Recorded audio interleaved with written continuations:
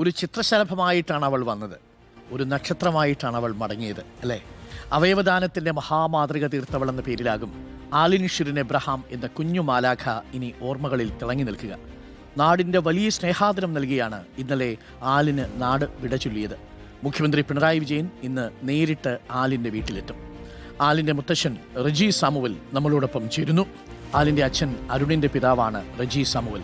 നമസ്കാരം ശ്രീ റജി സാമുവൽ. സാമുലേട്ട, സ്നേഹവും നന്ദിയും ആദ്യമേ തന്നെ അറിയിക്കുന്നു. കേരളക്കരയുടെ നന്ദി ഒപ്പം ആ കുടുംബത്തോടൊപ്പം എല്ലാ കാലത്തും ഉണ്ടാവും. ഞാൻ ആ വാർത്ത വായിക്കുന്ന സമയത്ത് ഒരുപാട് പ്രേക്ഷകർ നമ്മളുടെ യൂട്യൂബിൻ്റെ കമൻറ്റ് ബോക്സിൽ വന്ന് മോക്ക് വേണ്ടി പ്രാർത്ഥിക്കുന്നുണ്ടായിരുന്നു. ആ എടുത്ത തീരുമാനം ശരിയാണ് എന്ന് വീണ്ടും വീണ്ടും ഓർമ്മിപ്പിക്കുന്നതായിരുന്നില്ലേ ഇന്നലെ അവിടെ വന്ന മനുഷ്യരും അവരുടെ പ്രാർത്ഥനകളും? സാമുലേട്ട, തീർച്ചയായും തീർച്ചയായും ഞങ്ങൾ എല്ലാം ഞങ്ങളുടെ കൈവിട്ടു പോയ ഒരു സംഗതിയാണ്. ഒട്ടും പ്രതീക്ഷിക്കാതെ നടന്ന കാര്യങ്ങളാണ് ഇതൊക്കെ. ഞങ്ങളതിന് പ്രതികരിക്കാൻ തയ്യാറല്ലായിരുന്നു. പക്ഷേ ഞാനൊരു മാധ്യമപ്രവർത്തകനായതുകൊണ്ട് രാവിലെ നിങ്ങളുടെ മുന്നിൽ വന്നു എന്ന് മാത്രമേ ഉള്ളൂ. എനിക്കറിയാം സാമുലേട്ട, ആ സങ്കടം എത്രത്തോളം ഉണ്ടെന്ന് ആദ്യത്തെ ദിവസം തന്നെ ഞങ്ങൾ തിരിച്ചറിഞ്ഞതാണ്. സാമുലേട്ടൻ്റെ ആ വാക്കുകൾ യഥാർത്ഥത്തിൽ ഇപ്പോഴും ഹൃദയത്തിലുണ്ട്. ഞങ്ങൾക്കൊരു കുഞ്ഞുമോളെ നഷ്ടപ്പെട്ടു, പക്ഷേ 4 മക്കളെ ഞങ്ങൾക്ക് കിട്ടി എന്നാണ് സാമുലേട്ടൻ പറഞ്ഞത്.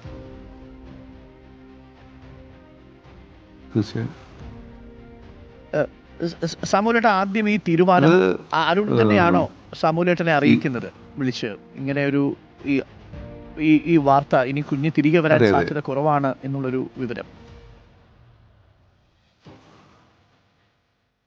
അല്ല, ഞങ്ങള് 5-ാം തീയതിയാണ് ഈ അപകടം നടക്കുന്നത്. കോട്ടയം ചിങ്ങവനം പള്ളത്ത് വെച്ച്. അപ്പം തന്നെ ഞങ്ങൾക്ക് പ്രതീക്ഷ പോയായിരുന്നു. പിന്നെ പരമാവധി ചികിത്സ കിട്ടുന്ന ആശുപത്രിയിലാണ് ഞങ്ങൾ ചികിത്സ തേടിയത്. ആദ്യം ചങ്ങനാശ്ശേരി താലൂക്ക് ആശുപത്രി ചെന്നു. അവിടെ ചികിത്സ ലഭ്യമല്ല എന്ന് മനസ്സിലായി. ലഭ്യം എന്ന് പറഞ്ഞാൽ ഈ ക്രിട്ടിക് സ്റ്റേജിൽ.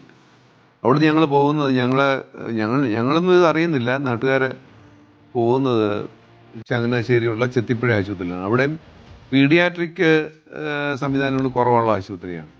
അവിടുന്ന് അവർ കുട്ടിയെ, എൻ്റെ കൊച്ചുമോളെ, ബിലീവേഴ്സ് ആശുപത്രി തിരുവല്ലയിലെത്തിക്കുകയായിരുന്നു. അവിടെ കിട്ടാവുന്ന പരമാവധി ചികിത്സ, ഏറ്റവും നല്ല ആശുപത്രിയാണ്, കിട്ടാവുന്ന എല്ലാ ചികിത്സകളും ഞങ്ങൾ കൊടുത്തു. പക്ഷേ അവരും കൈവിട്ട സ്റ്റേജിലാണ്. ഒരു സെക്കൻഡ് ഓപ്ഷൻ, കേരളത്തിൽ കിട്ടാവുന്ന നല്ല ചികിത്സ കിട്ടാവുന്ന കുട്ടികളുടെ ആശുപത്രി എന്നുള്ള നിലയിലാണ് ഞങ്ങൾ, കുട്ടികൾക്ക് ചികിത്സ കിട്ടാവുന്ന ആശുപത്രി എന്നുള്ള നിലയിലാണ് അമൃത ആശുപത്രിയിൽ എത്തുന്നത്. ചുമ്മാ എത്തുകയല്ല, അവരിവിടെ വന്ന് പരിശോധിച്ച് കാര്യങ്ങൾ ബോധ്യപ്പെട്ടതിൻ്റെ അടിസ്ഥാനത്തിലാണ് എന്തെങ്കിലും സാധ്യത ഉണ്ടെങ്കിൽ രക്ഷപ്പെടുത്താമെന്നുള്ള നിലയിലാണ് അവർ കൊണ്ടുപോകുന്നത്. അവിടെയും ഞങ്ങൾക്ക് പ്രതീക്ഷ ഉണ്ടായിരുന്നു തിരിച്ചു വരും എന്നുള്ളത്. പക്ഷേ നിർഭാഗ്യം, ഞങ്ങൾക്ക് കുട്ടിയെ കിട്ടിയില്ല. കിട്ടാവുന്ന ചികിത്സകളെല്ലാം നമ്മൾ കൊടുത്തു. ഏറ്റവും നല്ല ചികിത്സ കിട്ടുന്ന ആശുപത്രിയിൽ. പക്ഷേ വിധി ഞങ്ങൾക്കെതിരായിരുന്നു. ഈ അന്ന് അപകടം നടക്കുമ്പോൾ മോള് മുത്തശ്ശിയുടെ മറ്റോ കയ്യിലായിരുന്നു അല്ലേ? അതെ അതെ അതെ അതൊരു കോട്ടയത്ത് ഒരു കോൺവൊക്കേഷൻ ചടങ്ങിൽ പങ്കെടുത്ത് തിരിച്ചു വരുമ്പോഴാണ് അപകടം സംഭവിക്കുന്നത്. എൻ്റെ മകൻ്റെ ഭാര്യ, മകൻ്റെ കുഞ്ഞ്, മകൻ്റെ അമ്മായിയപ്പൻ വണ്ടി ഓടിക്കുന്നു. ബാക്ക് സീറ്റിലാണ് ഇവർ 3 പേരും ഉണ്ടായിരുന്നത്. മുത്തശ്ശിയുടെ കയ്യിലായിരുന്നു കുട്ടി ഉണ്ടായിരുന്നത്. ആ ഇടിയുടെ ആഘാതത്തിൽ ആണ് മരണം പിന്നീട് സംഭവിച്ചത്. മുത്തശ്ശിക്ക് നല്ല പരിക്കാണ്. അപ്പോൾ പിന്നീട് ഞങ്ങൾ ഞാൻ പല പ്രാവശ്യം അമൃതായി പോയി.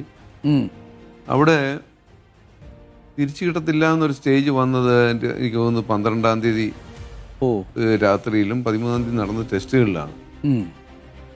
അപ്പോൾ ആ ടെസ്റ്റുകളിൽ തിരിച്ചു കിട്ടത്തില്ല എന്ന് കണ്ടപ്പം എൻ്റെ മകൻ കോളേജിൽ പഠിക്കുന്ന കാലത്ത് അവന് ഈ ഓർഗൻ ഡൊണേറ്റ് ചെയ്യുന്ന സൊസൈറ്റിയിൽ എന്തോ മെമ്പർഷിപ്പ് എടുത്തിട്ടുണ്ടായിരുന്നു. ഞങ്ങളോടൊന്നും പറഞ്ഞിട്ടില്ല.